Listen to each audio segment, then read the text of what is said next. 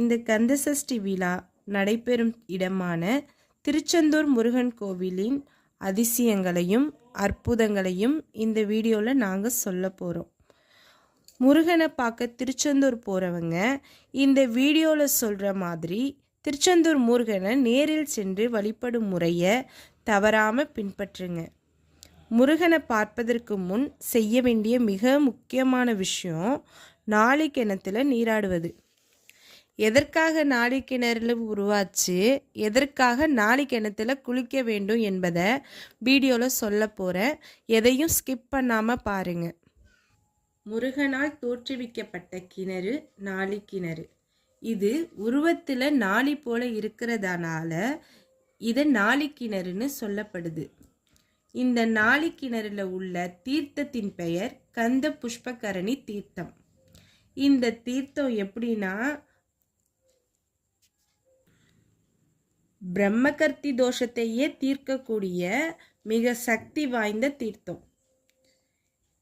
எப்படிப்பட்ட பாவம் நீங்கள் செஞ்சிருந்தாலும் இந்த தீர்த்தத்தில் குளிக்கிறதால சகல தோஷங்களும் பாவங்களும் நிவர்த்தி ஆகும்னு ஒரு ஐதீகம். இது உண்மையானது. அப்படி கேட்டிங்கன்னா, முருகனை மனசார நினச்சி இந்த கிணத்துல குளிக்கிறவங்களுக்கு நல்லதே நடக்கும். எங்களுக்கு நல்லதே நடந்திருக்கு.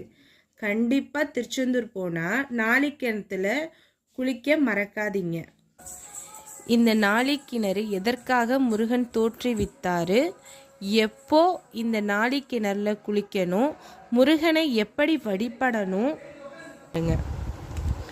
கந்தசஷ்டி விழாவோட 7வது நாள் அன்னைக்கு முருகர் சூரரை வதம் பண்ணிட்டு அந்த பாவத்தை கழிப்பதற்காக தோற்றுவித்த கிணறு தான் இந்த நாளி கிணறு. தன்னோட வேளால இந்த நாளி கிணறை உருவாக்குனாரு. இந்த நாளி கிணறோட வியக்கத்தக்க விஷயம் என்னன்னா, இந்த கிணத்துல எக்காலத்திலையும் தண்ணீர் வற்றாமல் ஊத்தெடுக்கும். இது கடற்கரை பக்கத்திலேயே அமைஞ்சிருந்தாலும் இந்த தண்ணி தேவாமிர்தமாக இருக்கும். துளி கூட உப்பு இருக்காது. திருச்செந்தூர் கடல்ல 24 தீர்த்தம் இருக்கு. அங்க போர்டுலயே எழுதி போட்டிருப்பாங்க.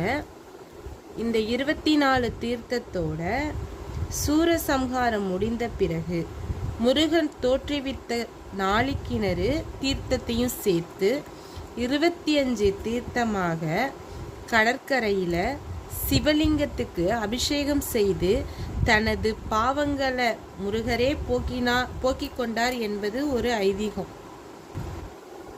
அதனால தான் முருகரே அதனை அபிஷேகம் செய்து தன் பாவங்களை போக்கிக் கொண்ட இந்த கந்த புஷ்பகரணி தீர்த்தத்தில் நாம் நீராடினால் நமது பாவங்களும் கர்ம வினைகளும் இன்றுடன் நிவர்த்தியாகும் என்பது ஒரு ஐதீகம். திருச்செந்தூர் முருகரை வழிபடும் முறை.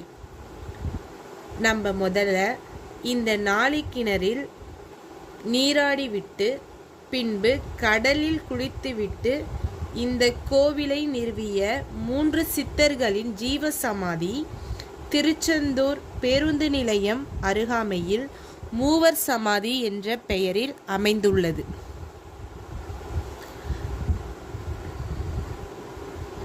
இந்த மூவர் சமாதியை தரிசித்துவிட்டு பின்பு முருகனை தரிசனம் செய்ய வேண்டும்.